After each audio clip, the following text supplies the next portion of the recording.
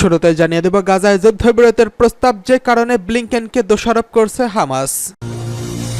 জানিয়ে দেব হঠাৎ করেই ইউক্রেনে কুখ্যাত ব্রিগেডের নিষেধাজ্ঞা তুলে নিল যুক্তরাষ্ট্র। এছাড়া রয়েছে গাজায় দুর্ভিক্ষের সংখ্যা, অপুষ্টির মুখে ৮,০০০ শিশু। জানিয়ে দেব চীনের বিরুদ্ধে যে ভয়াবহ অভিযোগ জেলেনস্কির। সর্বশেষ রয়েছে যুদ্ধবিরতির আলোচনায় নেই আলোর দেখা, গাজায় ইসরায়েলি হামলা চলছেই। গাজায় যুদ্ধবিরতির প্রস্তাব যে কারণে ব্লিংকেনকে দুষছে হামাস। যুক্তরাষ্ট্রের পররাষ্ট্রমন্ত্রী অ্যান্টনি ব্লিংকেন গাজায় যুদ্ধবিরতির আলোচনার অন্যতম সমস্যা বলেই উল্লেখ করেছে হামাস। ফিলিস্তিনি প্রতিরোধ গোষ্ঠীটির দাবি, এই যুদ্ধবিরতির আলোচনা কার্যকর করতে যতগুলো পক্ষ সমস্যার সৃষ্টি হয়েছে তার মধ্যে ব্লিংকেনও আছেন। লেবাননে হামাসের হয়ে প্রতিনিধিত্ব করা ওসমান হামদান বলেছেন, দখলদার ইসরায়েলের যুদ্ধবিরতি কার্যকর হওয়ার ক্ষেত্রে প্রধান বাধা। হামদান বলেছেন, আমরা মধ্যস্থকারীদের বলছি, ইসরায়েলের পক্ষ থেকেই এই প্রস্তাব প্রত্যাখ্যান করা হয়েছে। তার মতে মার্কিন প্রশাসনও স্থায়ী যুদ্ধবিরতির প্রস্তাবে প্রতিশ্রুতি এড়িয়ে যেতে ইসরায়েলের সাথে যৌথভাবে কাজ করছে। বুধবার অবশ্য বাইডেন হামাসের সঙ্গে আলোচনা করেছেন। তিনি দাবি করেছেন, মার্কিন প্রেসিডেন্ট জো বাইডেনের করা যুদ্ধবিরতির প্রস্তাবের বিষয়ে হামাস যে দাবি করেছে তা কার্যকর কিছু নয়। ব্লিংকেনের মতো যুদ্ধবিরতির প্রস্তাবে হামাসের পরিবর্তনের কিছু দাবি কাজ করলেও কিছু অযৌক্তিক রয়েছে। ব্লিংকেনকেই এই চুক্তি বাস্তবায়নের বাধা সৃষ্টিকারীদের অন্যতম বলে দাবি করেছে হামাস নেতা ওসামা হামদান। এদিকে হঠাৎ করেই ইউক্রেনে কুখ্যাত ব্রিগেডের নিষেধাজ্ঞা তুলে নিল যুক্তরাষ্ট্র। মানবাধিকার লঙ্ঘনের কারণে মার্কিন নিষেধাজ্ঞায় থাকা ইউক্রেনের কুখ্যাত একটি সামরিক ইউনিটের শৃঙ্খল মুক্ত করে দিয়েছে ওয়াশিংটন। যুক্তরাষ্ট্রের পররাষ্ট্র মন্ত্রণালয় এই নিষেধাজ্ঞা তুলে নেওয়ার কথা নিশ্চিত করেছেন। ওয়াশিংটনের বিরুদ্ধে ইউক্রেনের প্রতিরোধ যুদ্ধ জোরদারে এই পদক্ষেপ নিয়েছে মার্কিন প্রেসিডেন্ট জো বাইডেন। কুখ্যাত এই ইউনিটের নাম আজব ব্রিগেড। নিষেধাজ্ঞা উঠে যাওয়ায় এই ইউনিটকে ট্রেনিং দিতে পারবে মার্কিন সামরিক বাহিনী। এবার ইউনিটটির মার্কিন অস্ত্র ব্যবহার করতে পারবে। মার্কিন প্রেসিডেন্ট জো বাইডেনের আঙুলের ইশারায় নাচেন ইউক্রেনের প্রেসিডেন্ট ভলোদিমির জেলেনস্কি। তাই মার্কিন মদত দিয়ে যুদ্ধ জিইয়ে রেখে ক্ষমতায় টিকে আছেন তিনি। বলা হচ্ছে, জেলেনস্কিকে বাঁচাতে আরও একবার গিয়ে আসছেন বাইডেন। ইউক্রেনের কুখ্যাত সামরিক ইউনিটটির উপর নিষেধাজ্ঞা তুলে নেওয়ায় এটি বোঝায়। এই নিষেধাজ্ঞা তুলে নেওয়ায় মার্কিন কর্মকর্তারা আজব ইউনিটের সদস্যদের ট্রেনিং দিতে পারবে, আর মার্কিন অস্ত্রে সজ্জিত হয়ে যুদ্ধ করতে পারবে আজব বাহিনীর সদস্যরা। 2022 সালের ফেব্রুয়ারিতে ইউক্রেনের রাশিয়ার হামলা চালানোর পর আগ্রাসী বাহিনীকে রুখতে সবচেয়ে বেশি ভূমিকা রেখেছিল আজব ইউনিট। এর আগে মানবাধিকার লঙ্ঘনের অভিযোগে আজব ইউনিটের উপর নিষেধাজ্ঞা দিয়েছিল যুক্তরাষ্ট্র। মার্কিন সরকার বলেছে, 12তম আজব ব্রিগেডের মানবাধিকার লঙ্ঘন করেছে এমন কোনো প্রমাণ পাওয়া যায়নি।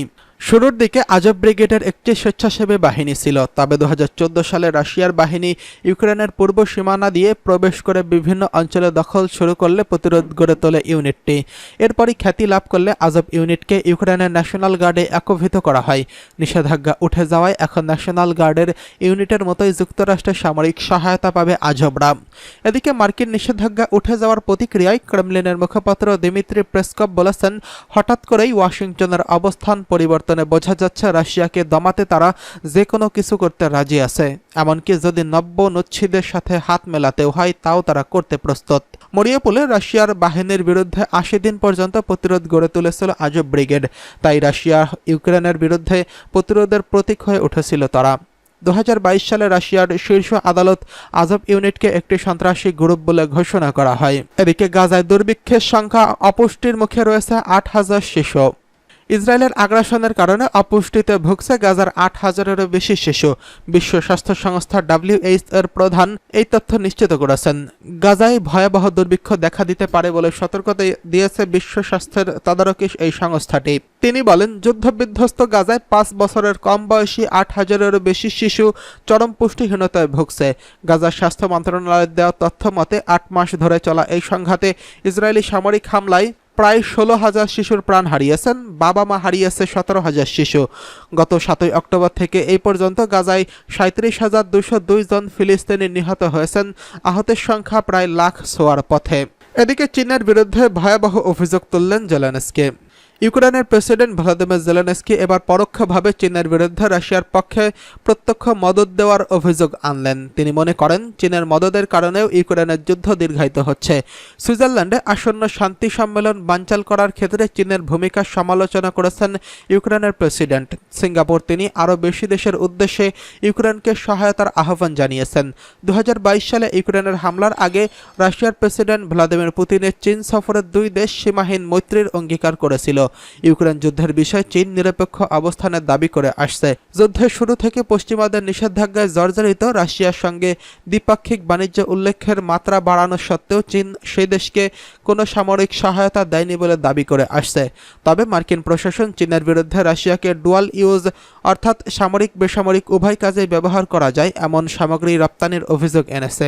ইউক্রেনের প্রেসিডেন্ট জেলেনস্কির অভিযোগ, সুইজারল্যান্ডে আসন্ন ইউক্রেন শান্তি সম্মেলন বানচাল করতে রাশিয়াকে সহায়তা করছে চীন। রাশিয়ার সম্মেলনে আমন্ত্রণ না পাওয়ায় চীন সম্মেলনে যোগ না দেওয়ার ইঙ্গিত দিচ্ছে। সরকারি নাম না জানিয়ে জেলেনস্কি বলেন, অনেকেই অনেক দেশের উপর সম্মেলনে অংশ না নেওয়ার জন্য চাপ সৃষ্টি করেছে চীন।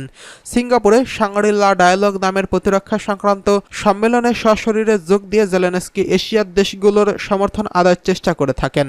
রাশিয়ার হামলা মোকাবেলায় তিনি ইউক্রেনের জন্য সামরিক সহায়তার আবেদনও জানান। সুইজারল্যান্ডে ইউক্রেনের শান্তি সম্মেলনে শীর্ষ নেতাদের উপস্থিত থাকার অনুরোধ জানান জেলেনস্কি। তার মতে এই পর্যন্ত প্রায় 100 দেশ এবং প্রতিষ্ঠান সম্মেলনে অংশ নেওয়ার অঙ্গীকার করেছেন। চীন জেলেনস্কির অভিযোগ সম্পর্কে সরাসরি কোনো মন্তব্য করেনি, তবে সম্মেলনে উপস্থিত চীনা প্রতিরক্ষা মন্ত্রী দং জুন তার সঙ্গে সাক্ষাৎ করেননি। ইউক্রেনে শান্তি ফেরাতে চীন নিজস্ব পরিকল্পনা পেশ করলেও এখনও সেই শান্তির পরিবেশ সৃষ্টি হয়নি বলে দাবি করেছে। বেইজিংয়ে চীনা পররাষ্ট্র মন্ত্রণালয়ের মুখপাত্র মাও নিং শুক্রবার বলেন, আন্তর্জাতিক সমাজ এই ক্ষেত্রে চীনের প্রত্যাশা এখনও পূরণ করেনি। আগামী 15 ও 16 জুন সুইজারল্যান্ডের অনুষ্ঠেয় সম্মেলনে ইউক্রেনের প্রধান মদতদাতা দেশ যুক্তরাষ্ট্রের প্রেসিডেন্ট জো বাইডেনের উপস্থিতি নিয়েও সংশয় রয়েছে। নির্বাচনী প্রচারে ব্যস্ত বাইডেনের শেষ পর্যন্ত উপস্থিত থাকতে না পারলে সম্মেলনের গুরুত্ব কমে যাবে বলে আশঙ্কা করছেন জেলেনস্কি। তার মতে এর ফলে পুতিনের কাছে ভুল বার্তা যাবে। এদিকে যুদ্ধবিরতির আলোচনায় নেই আলোর দেখা, গাজায় ইসরায়েলি হামলা চলছেই।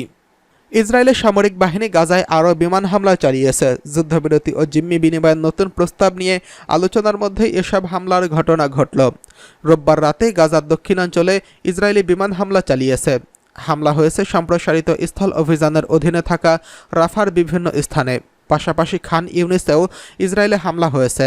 দুই শহরে রাতভর ইসরায়েলের হামলায় নারী ও শিশুসহ অন্তত 12 জন নিহত হয়েছেন বলে জানিয়েছেন ফিলিস্তিনের বার্তা সংস্থা ওয়াফা। মধ্য গাজার বুরেজি শরণার্থী শিবিরে বেশ কয়েকটি বিমান হামলায় অন্তত 6 জনের প্রাণ গেছেন।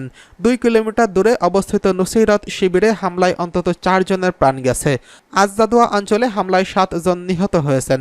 গাজার উত্তরাঞ্চলে জাবালিয়ায় ইসরায়েলি বাহিনী প্রত্যাহারের পর মরদেহ উদ্ধারের কাজ চলছে বলে সোমবার জানিয়েছেন বেসামরিক প্রতিরক্ষা ক্রুরা। 20 দিনের ইসরায়েলি সামরিক বাহিনীর অভিযানে অঞ্চলটির অধিকাংশ অঞ্চল ধ্বংস হয়ে গেছে।